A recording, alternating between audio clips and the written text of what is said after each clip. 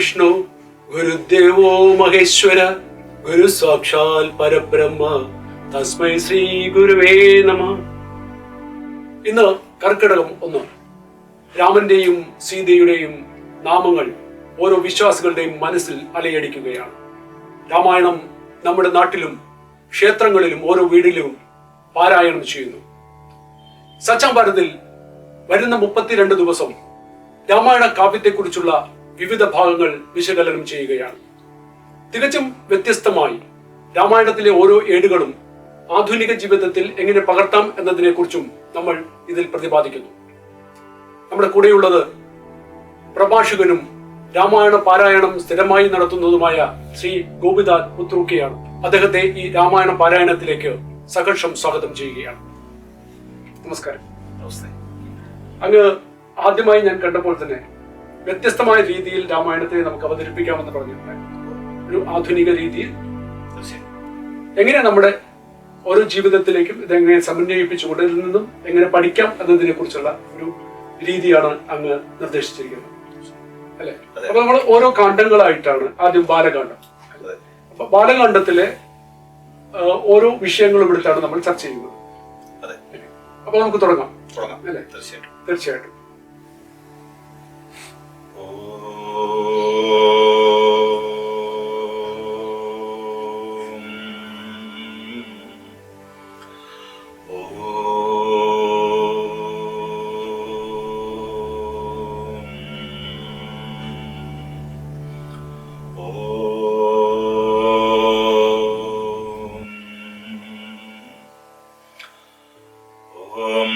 സദാശിവസമാരംഭം ശങ്കരാചാര്യമധ്യമാം അസ്മദാചാര്യപര്യന്താം വന്ദേ ഗുരുപരമ്പരാം. ഗുരുബ്രഹ്മാ ഗുരുർവിഷ്ണു ഗുരുർദേവോ മഹേശ്വരഃ ഗുരുസാക്ഷാത് പരം ബ്രഹ്മ തസ്മൈ ശ്രീ ഗുരവേ നമഃ. അജ്ഞാനതിമിരാന്ധസ്യ ജ്ഞാനാഞ്ജനശലാകയാ ചക്ഷുരുന്മീലിതം യേന തസ്മൈ ശ്രീ ഗുരവേ നമഃ. അഖണ്ഡമണ്ഡലാകാരം വ്യാപ്തം യേന ചരാചരം തൽപദം ദർശിതം യേന തസ്മൈ ശ്രീ ഗുരവേ നമഃ. അരുണാരുണകല്ലോല കരുണാകലിതാത്മനെ നരാനുഗ്രഹരൂപായ ഗുരവേ കുസുമാഞ്ജലി. കാമക്രുധാദ്യഖിലദോഷമപാസ്യ രാമനാമാക്ഷരാമൃതകണൈർഹൃദയം നിഷിഞ്ചൻ യസ്സാധ്വനുഗ്രഹപഥേന ദിവം വിവേശ തം നീലകണ്ഠഗുരുപാദമനുസ്മരാമി. വിഗ്രഹേ രാമചന്ദ്രസ്യ വിലയീഭൂതചേതസാ അഹം ബ്രഹ്മേതി വേദാന്ത തത്വബോധസ്വരൂപിണേ വിഭൂതിമാത്രദാനേന സർവാനുഗ്രഹദായിനേ ശ്രീനീലകണ്ഠശിഷ്യായ സത്യാനന്ദായ തേ നമഃ. വിഭൂതിമാത്രദാനേന സർവാനുഗ്രഹദായിനേ ശ്രീ സത്യാനന്ദശിഷ്യായ ബ്രഹ്മപാദാനന്ദായ തേ നമഃ. ഓം സ്തുതാമയ വരദാ വേദമാതാ പ്രചോദയന്താം പാവമാനേ ദ്വിജാനാം ആയു പ്രാണം പ്രജാം പശും കീർത്തിം ദ്രവിണം ബ്രഹ്മവർച്ചസം മയ്യം ദത്വാ വ്രജത ബ്രഹ്മലോകം. ഓം സകനാവവതു സകനൗ ഭുനക്തു സഹ വീര്യം കരവാവഹൈ തേജസ്വിനാവധീതമസ്തു മാ വിദ്യുഷാവഹൈ. ഓം ശാന്തി ശാന്തി ശാന്തി. ജയ് സീതാറാം. എല്ലാ സജ്ജനങ്ങൾക്കും സ്വാഗതം. എല്ലാ വർഷത്തെയും പോലെ രാമായണ മാസം കർക്കിടകം സമാഗതമായിരിക്കുന്നു. ഈ കർക്കിടകം 1 മുതൽ 32 വരെ കേരളീയർ രാമായണ പാരായണത്തിലൂടെ അവരുടെ ഭക്തിയും സംസ്കാരവും വർദ്ധിപ്പിക്കുന്നു എന്നുള്ളത് നമുക്ക് എല്ലാവർക്കും സുപരിചിതമാണ്. രാമമന്ത്രം മുഴങ്ങുന്ന ഭവനങ്ങൾ, രാമനാമം മുഴങ്ങുന്ന ഒരു സമൂഹം എന്നുമെന്നും എല്ലാ ഐശ്വര്യങ്ങളുടെയും കേദാരമായി വിളങ്ങും എന്ന കാര്യത്തിൽ ഒരു സംശയവുമില്ല. എന്നാൽ ഈ കാലഘട്ടത്തിൽ രാമായണ പാരായണം എന്നുള്ളത് കേവലം ഒരു ചടങ്ങായി പോകുന്നില്ലേ എന്ന കാര്യത്തിൽ സംശയമുണ്ട്. രാമായണ പാരായണം ഒരു ചടങ്ങ് മാത്രമല്ല, വ്യക്തമായ ചട്ടങ്ങൾക്കനുസരിച്ച്, പ്രമാണമനുസരിച്ച്, വ്യവസ്ഥയനുസരിച്ച് നമ്മൾ ഓരോരുത്തരും നമ്മുടെ ജീവിതത്തിൽ അനുഷ്ഠിക്കേണ്ട ഒരു പുണ്യകർമ്മമാണ്. അതുകൊണ്ട് രാമായണത്തെ നാം ഒരു ചടങ്ങായി മാത്രം കാണേണ്ടതല്ല എന്നുകൂടി പ്രേക്ഷകരോട് അഭ്യർത്ഥിക്കുകയാണ്. അപ്പൊ നമുക്ക് നമ്മുടെ ഈ സംസ്കാരം, ഈ സനാതന ധർമ്മം സംരക്ഷിക്കുന്നതിന് ഒട്ടനവധി അവസരങ്ങളുണ്ട്. ഹൈന്ദവ സമൂഹത്തിന് എന്നുമെന്നും പ്രമാണമായിട്ടുള്ളത് പരമപവിത്രമായ വേദങ്ങളാണ്. വേദം എന്ന് പറയുമ്പോൾ തന്നെ ജ്ഞാനം, കർമ്മം, ഉപാസന, സംരക്ഷണം എന്ന തത്വങ്ങളാണ്. ആ വേദങ്ങളെ പൂർണ്ണമായും അംഗീകരിച്ചുകൊണ്ട് വൈദിക തത്വങ്ങളിൽ നിന്നുകൊണ്ട് തന്നെ വാൽമീകി മഹർഷി മഹാകാവ്യം, രാമായണം എന്ന മഹാകാവ്യം നമുക്ക് സമ്മാനിച്ചിരിക്കുകയാണ്. പക്ഷെ ഇവിടെ ഒരു വ്യത്യാസം എന്താണെന്ന് വെച്ച് കഴിഞ്ഞാൽ, രാമായണം രാമന്റെ ചരിതമാണ്. അതുകൊണ്ട് തന്നെ അത് ഇതിഹാസമാണ്. ഇതിഹാസം എന്ന് പറയുമ്പോൾ ധർമ്മം, അർത്ഥം, കാമം, മോക്ഷം, അതായത് ധർമാർത്ഥ കാമമോക്ഷാണാം ഉപദേശ സമന്വയം.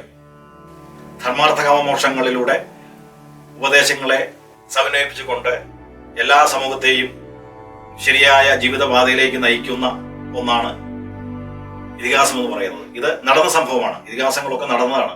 ഇതിഹാസ ഇപ്രകാരം സംഭവിച്ച കാര്യങ്ങളാണ്. അപ്പോൾ രാമന്റെ ചരിതം ത്രേതായുഗത്തിൽ നടന്ന സംഭവമാണ്. ആ രാമചരിതമാണ് വാൽമീകി 24,000 ശ്ലോകങ്ങളിലൂടെ നമുക്ക് സമ്മാനിച്ചിട്ടുള്ളത്. ഇത് ലോകത്തിന്റെ തന്നെ ഒരു കാവ്യമാണ്, ഒരു മഹാകാവ്യമാണത്, മഹാ ഇതിഹാസമാണ്. അപ്പോ ആ രാമായണമാണ് ഭാരതത്തിലുള്ളവരെല്ലാവരും ഇന്ന് പാരായണം ചെയ്യുന്നത്. അതുപോലെ രാമന്റെ രാജ്യം, രാമന്റെ സംസ്കാരം ഉണ്ടാകണമെന്ന് ആഗ്രഹിച്ച് ജീവിക്കുന്നത്. എന്നാൽ ഒരു വ്യത്യാസം എന്താണെന്ന് വെച്ച് കഴിഞ്ഞാൽ, കേരളീയര് വളരെ കാലമായിട്ട് പാരായണം ചെയ്യുന്നത് എഴുത്തച്ഛന്റെ അധ്യാത്മരാമായണം കിളിപ്പാട്ടാണ്. ഈ അധ്യാത്മരാമായണം എന്ന് പറയുമ്പോൾ അത് ആധ്യാത്മിക തത്വങ്ങൾക്ക് വളരെയധികം പ്രാധാന്യം കൊടുക്കുന്ന ഒന്നാണ്. ശ്രീരായുഗത്തിലെ രാമൻ അയോധ്യരാമനാണെങ്കിൽ അധ്യാത്മരാമായണത്തിലെ രാമൻ ആത്മാരാമനാണ്. ആ ഒരു വ്യത്യാസമുണ്ട്. അപ്പൊ നമ്മൾ മലയാളികൾ, പ്രത്യേകിച്ചും കേരളത്തിലെ ഹൈന്ദവര്, അധ്യാത്മരാമായണത്തിലൂടെ നമ്മുടെ ജീവിതത്തെ സാക്ഷാത്കരിക്കുവാനായിട്ട് പരിശ്രമിക്കുന്നു. അതുകൊണ്ടാണ് ഈ കർക്കിടക മാസം ഒരു രാമായണ മാസമായിട്ട് നാം തിരഞ്ഞെടുത്തിരിക്കുന്നത്. എന്താണ് ഈ കർക്കിടകത്തിന്റെ പ്രാധാന്യം? അതും കൂടി ഇവിടെ പറയേണ്ടതുണ്ട്. എല്ലാ മാസത്തിലും രാമായണം വായിക്കാൻ പാടില്ല എന്ന് ചോദിച്ചു കഴിഞ്ഞാൽ ഒരു കുഴപ്പമില്ല. പക്ഷേ ഈ കർക്കിടകം മുതൽ വാസ്തവത്തിൽ മകരം 1 വരെ കേരളീയർക്ക് വ്രതമാസക്കാലമാണ്. വ്രതം എന്നുള്ളത് ജീവിതത്തിന്റെ പരിശുദ്ധിയെ വർദ്ധിപ്പിക്കുന്ന ഒന്നാണ്. അത് മനസ്സിലാക്കണം. മനുഷ്യർക്ക് എല്ലാ ദിവസവും വ്രതം ആചരിക്കണം എന്നുള്ളത് അവരുടെ ജീവിതത്തിന്റെ ഭാഗമാണെങ്കിൽ പോലും ഒരു പ്രത്യേക കാലഘട്ടത്തിൽ, ഒരു പ്രത്യേക സമയത്ത്, പ്രത്യേകിച്ച് ഈ ഒരു കർക്കിടകം മുതൽ ഉള്ള ഒരു കാലഘട്ടം എന്ന് പറയുന്നത് പ്രകൃതി ഒരു പ്രത്യേക അവസ്ഥയിൽ നിൽക്കുന്നതാണ്. മഴക്കാലം, തണുപ്പ്, അങ്ങനെയുള്ള ഒരു കാലഘട്ടമാണ്. അപ്പൊ ഈ ഒരു കാലഘട്ടത്തിൽ അവന്റെ വ്രതത്തിനൊക്കെ ഭംഗം വരും. അപ്പോ എല്ലാ വ്രതങ്ങൾക്കും ഭംഗം വരാൻ സാധ്യതയുള്ള ആ സമയം നമ്മൾ വ്രതമായിട്ട് ആചരിക്കുകയാണ്. അതാണ് ഇതിന്റെ ഒരു പ്രത്യേകത. ഈ ഒരു കാലഘട്ടത്തിൽ, ഈ ഒരു സമയത്ത് കൃത്യമായ ജീവിത രീതിയോടുകൂടി അവരവരുടെ ഭവനങ്ങളിൽ നിലവിളക്ക് കത്തിച്ച് ഹോമാദികളോടുകൂടി, അർച്ചനാദികളോടുകൂടി വളരെ പവിത്രമായ ഈ രാമായണ ഗ്രന്ഥം നാം പാരായണം ചെയ്യുന്നു. അപ്പൊ അങ്ങനെ നമ്മുടെ ജീവിതത്തിലെ ആ ഒരു സ്വാധ്യായ സംസ്കാരവും കൂടി ഇവിടെ നാം നടപ്പാക്കുകയാണ്. എന്താണ് ഈ സ്വാധ്യായം എന്ന് പറഞ്ഞു കഴിഞ്ഞാൽ, വാസ്തവത്തിൽ മനുഷ്യ ജീവിതം തന്നെ സാർത്ഥകമായി തീരുന്നത് പുരാണ പാരായണത്തിലൂടെയാണ്, അല്ലെങ്കിൽ വേദപാരായണത്തിലൂടെയാണ്. അപ്പോ എല്ലാ ദിവസവും കൃത്യസമയത്ത് കൃത്യമായി വേദഗ്രന്ഥങ്ങൾ അർത്ഥസഹിതം പാരായണം ചെയ്യുന്നതിനാണ് സ്വാധ്യായം എന്ന് പറയുന്നത്. എന്നാൽ പലപ്പോഴും നമ്മുടെ ജീവിതത്തിൽ ഈ സ്വാധ്യായം മുടങ്ങിപ്പോകാറുണ്ട്.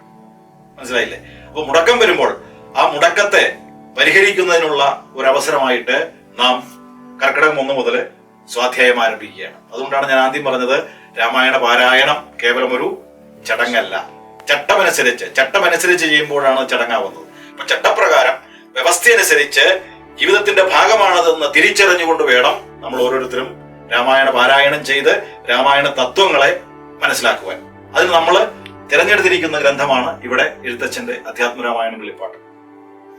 ഈ അധ്യാത്മരാമായണം എന്ന് പറയുന്ന ഗ്രന്ഥം വാസ്തവത്തിൽ വാൽമീകി രാമായണത്തിന്റെ നേരെയുള്ള തർജ്ജമയല്ല. വാൽമീകി രാമായണം 24,000 ശ്ലോകങ്ങളാണ്. 24,000 അനുഷ്ടുപ്പ് ഛന്ദസ്സിലുള്ള ശ്ലോകങ്ങളാണ് വാൽമീകി രാമായണം. പക്ഷെ അതിന്റെ പദാനുപത തർജ്ജമയല്ല നാം ഇവിടെ പാരായണം ചെയ്യുന്ന തുഞ്ചത്തിൽ രാമാനുജൻ എഴുത്തച്ഛന്റെ അധ്യാത്മരാമായണം കിളിപ്പാട്ട്. എന്നാൽ ഈ ഗ്രന്ഥത്തിനും ഒരു സംസ്കൃത ഗ്രന്ഥമുണ്ട്. അതിന്റെ പേരാണ് അധ്യാത്മരാമായണം. അധ്യാത്മരാമായണം എന്ന സംസ്കൃത ഗ്രന്ഥത്തിന്റെ സ്വതന്ത്ര വിവർത്തനമാണ് നമ്മളിവിടെ പാരായണം ചെയ്യുന്ന തുഞ്ചത്ത് എഴുത്തച്ഛന്റെ അധ്യാത്മരാമായണം കിളിപ്പാട്ട്. ഇപ്പൊ കിളിപ്പാട്ട് എന്ന് പറയാൻ കാരണം എന്താണ്? അത് കിളിയുമായി ബന്ധപ്പെട്ടതാണോ? എന്നാൽ എങ്ങനെയാണ്? ഭാഷാവൃത്തങ്ങളിലൂടെ. ഇപ്പൊ വാൽമീകി രാമായണം സംസ്കൃത വൃത്തങ്ങളാണ്. പക്ഷെ ഇവിടെ ഭാഷാവൃത്തങ്ങളിലൂടെ ആണ് എഴുത്തച്ഛൻ ഈ രാമായണം രചിച്ചിരിക്കുന്നത്. ഭാഷയിലുള്ള മലയാള ഭാഷയിലുള്ള കേക, കാകളി, അതുപോലെ കളകാഞ്ചി അങ്ങനെയുള്ള ഭാഷാവൃത്തങ്ങളിലൂടെ ഈരടികളായിട്ടാണ് അദ്ദേഹം ഈ കാവ്യം രചിച്ചിട്ടുള്ളത്. അപ്പൊ ഈരടികളായിട്ടുള്ളത് കൊണ്ട് നമുക്ക് പാരായണം ചെയ്യാൻ വളരെ സുഖമാണ്. ഇപ്പൊ ശ്രീരാമ രാമ രാമ ശ്രീരാമചന്ദ്രാജയ, ശ്രീരാമ രാമ രാമ ശ്രീരാമഭദ്രാജയ, അല്ലെങ്കിൽ കൈലാസാചലേ സൂര്യകോടിശോഭിതേ വിമലാലയെ രത്നപീഠേ സംവിഷ്ടം ധ്യാനനിഷ്ഠം എന്നൊക്കെ വളരെ മനോഹരമായി ഈ ഭാഷയിലൂടെ നമുക്കിത് പാരായണം ചെയ്യാൻ സാധിക്കും. അതാണ് ഇതിന്റെ പ്രത്യേകത. അപ്പൊ അങ്ങനെ ഈരടിയിലൂടെ വളരെ സംഗീതാത്മകമായിട്ട് എല്ലാവർക്കും അവരവരുടേതായ സംഗീതമുണ്ട്, ഒരു ഈണമുണ്ട്. എനിക്കിണങ്ങുന്നതാണ് എന്റെ ഈണം. ഓരോരുത്തർക്കും അവരവർക്ക് ഇണങ്ങുന്നത് ആ ഈണത്തില് വളരെ വാക്സിദ്ധിയോടുകൂടി നാം ഈ രാമായണം ഇവിടെ പാരായണം ചെയ്യുന്നു. അതുകൊണ്ട് ഈരടിയിലൂടെയുള്ള ഈ പാരായണം വളരെ വളരെ മനോഹരമാണ്. നമുക്കത് വളരെ ഗുണം ചെയ്യുന്നതാണെന്ന് അർത്ഥം. ഇവിടെ രാമൻ എന്ന ആ മര്യാദ പുരുഷോത്തമനാണ് നമ്മുടെ കഥാപാത്രം. ശ്രീരാമൻ മര്യാദ പുരുഷോത്തമനാണ്. ആ മര്യാദ പുരുഷോത്തമനായ ശ്രീരാമനെ നമ്മുടെ ആചാര്യന്മാർ പറഞ്ഞിട്ടുള്ളത് രാമോ വിഗ്രഹവാൻ ധർമ്മ. രാമൻ ധർമ്മത്തിന്റെ സ്വരൂപമാണ്, അല്ലെങ്കിൽ വിഗ്രഹമാണ്. ഇവിടെയും ഈ അധ്യാത്മരാമായണത്തിലെ രാമനും വാൽമീകി രാമനും തമ്മിൽ വ്യത്യാസമൊന്നുമില്ല. ചരിത്ര പുരുഷന്മാരെന്നുള്ള നിലയ്ക്ക് രണ്ടുപേരും ഒന്ന് തന്നെയാണ്, മാറ്റമൊന്നുമില്ല. അപ്പോ മര്യാദാ പുരുഷോത്തമനായ ശ്രീരാമചന്ദ്രന്റെ അവതാരങ്ങളെ പറ്റിയാണ് നാം ഇവിടെ പാരായണം ചെയ്യുന്നത്. ഇത് നമ്മൾ ജീവിതത്തിലേക്ക് പകർത്തണം. അപ്പോൾ രാമായണം വായിക്കുമ്പോൾ നമ്മൾ ഓരോരുത്തരും എന്ത് ചെയ്യണം? രാമന്റെ കൂടെ സഞ്ചരിക്കണം. രാമന്റെ കൂടെ സഞ്ചരിച്ചുകൊണ്ട് രാമൻ നടപ്പാക്കിയിട്ടുള്ള മഹത്തായ പദ്ധതികൾ ഉൾക്കൊണ്ടുകൊണ്ട് ആ പദ്ധതികളെ സ്വജീവിതത്തിൽ പകർത്തിക്കൊണ്ട് സ്വന്തം ജീവിതത്തിൽ അടങ്ങിയിരിക്കുന്ന പുരുഷാർത്ഥങ്ങളെ സാക്ഷാത്കരിച്ചുകൊണ്ട് നാം ഓരോരുത്തരും ജീവിക്കുവാൻ പ്രാപ്തരാകണം. അങ്ങനെ പ്രാപ്തരാകുമ്പോഴാണ് നമ്മുടെ ധർമ്മം പൂർണ്ണമാകുന്നത്. ഇപ്പൊ ധർമ്മം എന്ന് പറഞ്ഞു കഴിഞ്ഞാൽ കേവലം ഇന്ന് കേരളത്തിൽ ധർമ്മം എന്ന് പറഞ്ഞു കഴിഞ്ഞാൽ ധർമ്മക്കാരനായി പോയിരിക്കുകയാണ്. കാരണം കേരളീയർക്ക് ധർമ്മമില്ല. അപ്പൊ ധർമ്മം ഈ പ്രപഞ്ചത്തെ മുഴുവൻ ധരിച്ചിരിക്കുന്ന ആ അനാദി പ്രതിഭാസമാണ്. ആ ധർമ്മമാണ് നമ്മളെ നിലനിർത്തുന്നത്. ഞാൻ അടിപതറാതെ ഇവിടെ നിൽക്കുന്നതും ധർമ്മമാണ്, ഗുരുത്വമാണ്. ആ ഗുരുത്വം എന്ന ശാസ്ത്രമാണ് നമ്മുടെ ജീവിതത്തിന് ആധാരം. അത് നമ്മൾ പഠിപ്പിക്കണം. നമ്മുടെ വരും തലമുറയെ നമ്മളത് പഠിപ്പിക്കുവാൻ നമ്മൾ അതിന് തയ്യാറാവണമെന്നർത്ഥം. അതുകൊണ്ടാണ് ഈ രാമായണ പാരായണത്തിന് ഇത്രയും പ്രാധാന്യം വരുവാൻ കാരണം. ഏതെങ്കിലും ഒരു മാധ്യമം നമുക്ക് വേണം. ഈ ധർമ്മത്തെ ആചരിക്കുന്നതിന് നമുക്കൊരു മാധ്യമം വേണം. ആ മാധ്യമമാണ് ഇവിടെ രാമായണം. അതുകൊണ്ടാണ് ഞാൻ ഇങ്ങനെ പറയുവാനായിട്ട് കാരണം. അപ്പോൾ മര്യാദ പുരുഷോത്തമനായ ശ്രീരാമചന്ദ്രന്റെ ചരിതത്തിലൂടെ, അദ്ദേഹം ആവിഷ്കരിച്ച തത്വങ്ങളിലൂടെ, അദ്ദേഹം കുടുംബത്തെ ആവിഷ്കരിച്ച തത്വങ്ങൾ, കുടുംബജീവിതത്തിൽ അല്ലെങ്കിൽ ഗുരുകുലങ്ങളില് അല്ലെങ്കിൽ അതുപോലെ ഒരു ഭരണാധികാരി എന്നുള്ള നിലയ്ക്ക് അദ്ദേഹം നടപ്പാക്കിയിട്ടുള്ള തത്വങ്ങളെ നമ്മൾ തീർച്ചയായിട്ടും പരിഗണിക്കണം. രാമനെ നമ്മൾ മാതൃകയാക്കണം. അതുകൊണ്ടാണ് ഈ മാതൃകാ പുരുഷൻ ആണ് ശ്രീരാമൻ എന്നുള്ളത് കൊണ്ട് തന്നെയാണ് രാമരാജ്യം എന്നുള്ള സങ്കല്പം വന്നത്. ഇപ്പൊ രാമരാജ്യം എന്ന് പറഞ്ഞു കഴിഞ്ഞാൽ വെറും ആ രാമനാമം ജപിക്കാന്ന് മാത്രമല്ല, രാമന്റെ ധർമ്മബോധം നിലനിന്നിട്ടുള്ള രാജ്യം അതാണ് രാമരാജ്യം. ഭാരതം രാമരാജ്യമാണെന്ന് പറയാനുള്ള കാരണം അതാണ്. കാരണം അവിടെ മാത്രമേ എന്തുള്ളൂ? ധർമ്മമുള്ളൂ. ആ ധർമ്മം ആചരിക്കുന്നവരവിടെ മാത്രമേ ഉള്ളൂ. ബാക്കി ഒരു സ്ഥലത്തും ധർമ്മം ആചരിക്കുന്നില്ല. ആ ധർമാചരണം എന്ന് പറയുന്നില്ല. പ്രത്യേകിച്ച് ഇന്ന് കേരളത്തിലുള്ളവർക്ക് പോലും ധർമ്മം ആചരിക്കുക എന്ന് പറഞ്ഞു കഴിഞ്ഞാൽ അവർക്ക് ആ വാക്കിന്റെ അർത്ഥം പോലും അറിയില്ല. കാരണം ഇവിടെ ആഘോഷങ്ങൾ മാത്രമേ ഉള്ളൂ. കേരളത്തിൽ എവിടെ നോക്കിയാലും നമ്മൾ കാണുന്നത് ആഘോഷങ്ങളാണ്, ആചരണമില്ല. അപ്പോ അത് മനസ്സിലാക്കിയിട്ട് വേണം നമ്മൾ ജീവിക്കുവാൻ. കാരണം ആചരിക്കുക എന്ന് പറഞ്ഞു കഴിഞ്ഞാൽ നമ്മൾ ജീവിതത്തിന്റെ ഭാഗമായിട്ട് കൃത്യമായിട്ട് നമ്മൾ അനുഷ്ഠിക്കുന്ന ധാർമ്മിക തത്വങ്ങളെയാണ് ആചരണം എന്ന് പറയുന്നത്. ചെയ്യണം, ചെയ്തേ പറ്റൂ. അതുകൊണ്ടാണ് വേദങ്ങളിൽ പറയുന്നത് വ്രതം ചരിഷ്യാമി, വ്രതം ചരിഷ്യാമി, ഞാൻ വ്രതം പരിപാലിച്ചു കൊള്ളാം. വ്രതത്തെ പരിപാലിക്കുക എന്നുള്ളത് എന്റെ കർത്തവ്യമാണ് എന്ന് പറയാനുള്ള കാരണം നമ്മൾ നടപ്പാക്കണം. നടപ്പാക്കാതെ ഒരിക്കലും ഇത്തരം കാര്യങ്ങൾ കൊണ്ടൊരു പ്രയോജനമില്ല എന്നർത്ഥം. അപ്പൊ അങ്ങനെ ഈ രാമായണം നമ്മളിവിടെ ഇന്നിപ്പോ ഒന്നാം തീയതി രാമായണത്തിന്റെ ആ ഒരു ആമുഖത്തിലേക്ക് കിടക്കുകയാണ് നമ്മൾ. മഹാത്മ്യം, രാമായണം മഹാത്മ്യം എന്നുള്ള കിടക്കുകയാണ്. മഹാത്മ്യം. അപ്പൊ ഇവിടെ നമ്മൾ ശ്രദ്ധിക്കേണ്ട ഒരു കാര്യം, ഈ എഴുത്തച്ഛന്റെ അധ്യാത്മ രാമായണത്തിൽ നമ്മൾ തുടങ്ങുന്നത് തന്നെ ശിവൻ പാർവതിക്ക് കഥ പറഞ്ഞു കൊടുക്കുന്നതായിട്ടാണ്. ആ ഒരു പുരാണ സങ്കല്പത്തിലാണ് നമ്മൾ ഇവിടെ രാമായണം തുടങ്ങുന്നത്. എന്നാൽ വാൽമീകി രാമായണത്തിൽ അങ്ങനെയല്ല. അതും കൂടി ഒന്ന് മനസ്സിലാക്കാന്നായിരിക്കും. വാൽമീകി രാമായണം തുടങ്ങുമ്പോൾ അങ്ങനെയല്ല. അവിടെ രണ്ടുപേരുടെ സംവാദം വേറെയാണ്. അവിടെ എങ്ങനെയാണ്? തപസ്വാധ്യായ നിരതം തപസി വാഗ്വിതാംബരം നാരദം പരിവപ്രച്ഛ വാൽമീകി മുനിപുങ്കവും എന്നാണ്. ആ ഒരു വ്യത്യാസമുണ്ട്. അവിടെ വാൽമീകി നാരദനോട് ചോദിക്കുകയാണ്, നാരദം പരിവപ്രച്ഛ നാരദനോട് ചോദിക്കുന്നു. ആ വ്യത്യാസമുണ്ട്. തപസ്വാധ്യായ നിരതനും തപസിയും വാഗ്വിത എന്ന് പറഞ്ഞു കഴിഞ്ഞാൽ വാക്കിനെ അറിഞ്ഞവരും ഒക്കെ ആയ ആ നാരദനോട് വാൽമീകി ചോദിക്കുന്നു. വാൽമീകിയുടെ ചോദ്യത്തിനുള്ള ഉത്തരമായിട്ടാണ് വാൽമീകി രാമായണം ആരംഭിക്കുന്നത്. അതാണ് എൻ്റെ ഒരു ഏറ്റവും വലിയൊരു ദാർശനിക സത്യം എന്ന് പറയുന്നത്. ദാർശനികമായ ഒരു പ്രത്യേകതയാണ്. കാരണം നമ്മുടെ ഋഷിമാരുടെ ദർശനങ്ങളെല്ലാം ദർശനങ്ങളാണല്ലോ, അല്ലാതെ ഇതൊരു മതമല്ല. ഋഷി എന്ന വാക്കിന്റെ അർത്ഥം തന്നെ മന്ത്രം ദർശിച്ചവനെന്നാണ്. അപ്പോ ഋഷയോ മന്ത്രദൃഷ്ടയ, എല്ലാ മന്ത്രങ്ങളും വേദമന്ത്രങ്ങളൊക്കെ അവർ ദർശിച്ചവരാണ്, മന്ത്രകർത്താക്കളല്ല, മന്ത്രദ്രഷ്ടാക്കളാണ്. ആ ഒരു കാര്യം നമ്മൾ മനസ്സിലാക്കണം. അപ്പൊ അങ്ങനെ നാരദനോട് വാൽമീകി ചോദിക്കുകയാണ്. നാരദം പരിവപ്രച്ഛ, നാരദനോട് ചോദിക്കുന്നു. എന്താ ചോദിക്കുന്നത്?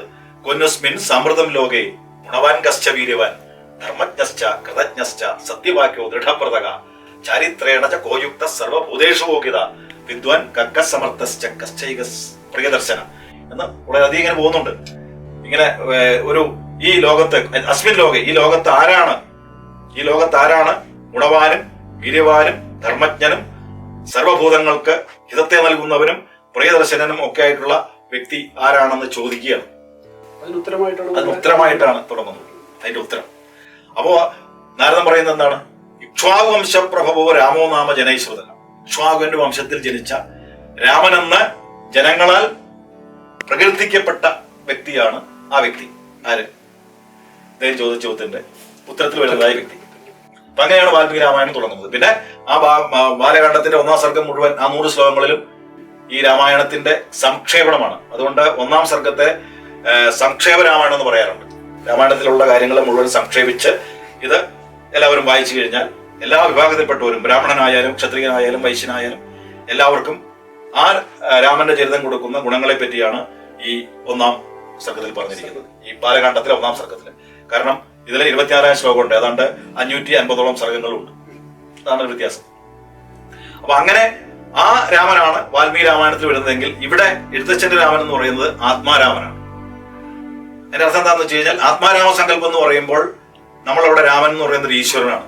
ശരിക്കും പറഞ്ഞു കഴിഞ്ഞാൽ ഈശ്വര സങ്കല്പം ഏകമാണ്.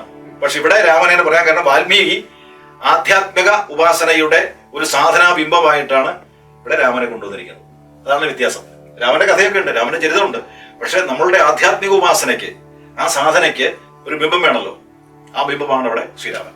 അതുകൊണ്ടാണ് ആദ്യം തന്നെ സർവവേദാന്തസാര സംഗ്രഹം രാമതത്വം അങ്ങനെ പറയാൻ കാരണം. ഞാൻ വ്യത്യാസം മനസ്സിലായോ? വാൽമീകി രാമായണം എന്നുള്ള വ്യത്യാസമാണ് പറയുന്നത്. അപ്പൊ സർവ വേദാന്തസാര സംഗ്രഹമായ രാമതത്വം എന്നാണ് ഈ 1-ാമത്തെ ഖണ്ഡത്തിൽ പറഞ്ഞിരിക്കുന്നത്. സർവ വേദാന്തത്തിന്റെ സാരസംഗ്രഹമാണ് രാമതത്വം. അപ്പൊ രാമതത്വം എന്നെടുത്ത് പറയാൻ കാരണം അവിടെ ഇതിഹാസകാരനായ ശ്രീരാമനല്ല, മറിച്ച് എന്റെ ആധ്യാത്മിക ഉപാസനയ്ക്ക് ഒരു സാധനാ ബിംബമായ ഒരു പരബ്രഹ്മസ്വരൂപത്തിന്റെ ഭാഗമായിട്ടുള്ള ഒരു രാമൻ എന്നർത്ഥം. എന്ന് പറഞ്ഞാൽ അവിടെ രാമനെ പറ്റി അങ്ങനെയാണ് എഴുത്തച്ഛൻ പറഞ്ഞിരിക്കുന്നത്. അത് എഴുത്തച്ഛൻ പറഞ്ഞ കാര്യമാണ് നമ്മൾ പറയുന്നത്. അപ്പൊ ഇവിടെ കേരളീയർക്ക് അന്നത്തെ കാലഘട്ടം, ഇതിനൊക്കെ ഒരു കാലഘട്ടത്തിന് പ്രത്യേകതയുണ്ട്. കാരണം ഇപ്പൊ രാമായണം അധ്യാത്മ രാമായണം എഴുതുന്ന ഒരു കാലഘട്ടത്തെ കേരളോട് നോക്കണം നമ്മൾ. അന്നത്തെ മലയാള ഭാഷ അല്ലെങ്കിൽ അന്നത്തെ ഇവിടുത്തെ സാമൂഹിക സാംസ്കാരിക രാഷ്ട്രീയ പശ്ചാത്തലങ്ങളെല്ലാം നോക്കണം. ആ ഒരു കാലഘട്ടത്തിലാണ് ഈ ജനതയെ ആധ്യാത്മികതയിലേക്ക് കൊണ്ടുവരുന്നതിന് എഴുത്തച്ഛൻ പരിശ്രമിച്ചത്. അപ്പൊ അതിനെ ഈ ഒരു വഴി പറ്റുള്ളൂ. മനസ്സിലായില്ലേ? അതിന് വ്യത്യാസം. ആ ഒരു വ്യത്യാസം നമ്മൾ എപ്പോഴും ശ്രദ്ധിക്കണം എന്നർത്ഥം. അപ്പൊ അങ്ങനെ ഈ രാമായണത്തിന്റെ ആ ഒരു തുടക്കത്തിൽ നമ്മൾ ഈ ഒരു കാര്യം ഒന്ന് മനസ്സിലാക്കിയിട്ടുണ്ട്. 2 രാമനെയും, ഇതിഹാസകാരനായ വാൽമീകിയുടെ രാമനും അയോധ്യ രാമനും ആത്മാരാമനും, ഈ 2 രാമന്മാരെ തമ്മിൽ താരതമ്യം ചെയ്തുകൊണ്ട് വേണം നമ്മുടെ ജീവിതം മുന്നോട്ട് കൊണ്ടുപോകാൻ എന്നർത്ഥം. രണ്ടും വേണം. ഞാൻ രണ്ടിനെ പരിഗണിക്കുന്ന ആളാണ്. അതുകൊണ്ടാണ്. എന്നാലേ നമുക്ക് പൂർണ്ണമാവുകയുള്ളൂ. അതാണ് നമ്മൾ ഏറ്റവും അധികം ശ്രദ്ധിക്കേണ്ട ഒരു കാര്യം. ഇത്തരം കാര്യങ്ങൾ നമുക്ക് ഇതിന്റെ ആമുഖമായിട്ട് മനസ്സിലാക്കിയിട്ട് തുടർന്നു പോകാം. രാമായണത്തിനെ സംബന്ധിച്ചിടത്തോളം വാൽമീകിയുടെ രാമായണവും എഴുത്തച്ഛന്റെ രാമായണവും എങ്ങനെയാണെന്നുള്ള ഒരു കാര്യം ആമുഖത്തിൽ തന്നെ നമ്മുടെ ആചാര്യൻ വെളിപ്പെടുത്തുകയുണ്ടായി. അദ്ദേഹത്തിനോട് നിങ്ങൾക്ക് ഏതെങ്കിലും തരത്തിലുള്ള ചോദ്യങ്ങളുണ്ടെങ്കിൽ ഈ എപ്പിസോഡ് റിലീസ് ചെയ്യുന്നതിന്റെ കീഴെ കമന്റ് ആയിട്ട് നിങ്ങൾക്ക് ചോദിക്കാവുന്നതാണ്. അതിന് കൃത്യമായ ഉത്തരങ്ങൾ ഞങ്ങൾ നിങ്ങൾക്ക് തീർച്ചയായും എത്തിച്ചു തരും. ഒന്നാമത്തെ എപ്പിസോഡ് ഇവിടെ കഴിയുകയാണ്. രണ്ടാമത്തെ എപ്പിസോഡുമായിട്ട് കർക്കിടകം 2-ാം തീയതി തന്നെ രാവിലെ ഞങ്ങൾ എത്തുന്നതായിരിക്കും. നമസ്കാരം.